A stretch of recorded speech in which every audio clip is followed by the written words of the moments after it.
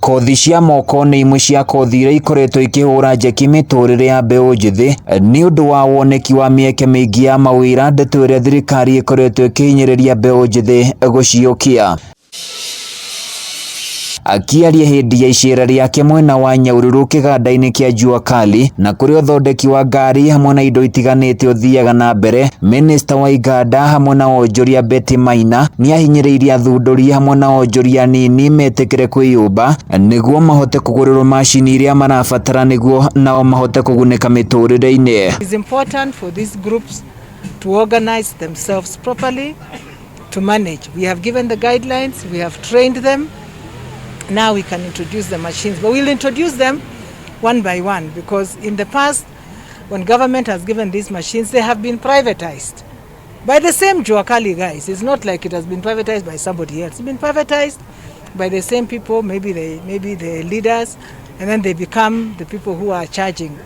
Maina augĩte thirikari nĩ ĩigĩte kĩgĩna gĩa ciringi mirioni 600 na gatagatĩ-inĩ ga icio nĩ marĩkĩtie kũhũthĩra makĩria ma mirioni 150 kũgũra macini cia gũteithia mũingĩ iganda-inĩ nini, na oho akĩruta mũkana kũrĩ arĩa maregwatĩra macini ici marongoreirie kwĩguna o ene. So far we have spent 153 and we have also placed a tender for other machines as requested by the SME associations, because we cannot sit in Nairobi and just bring anything and distribute exactly the same machine to everybody. It depends on their need.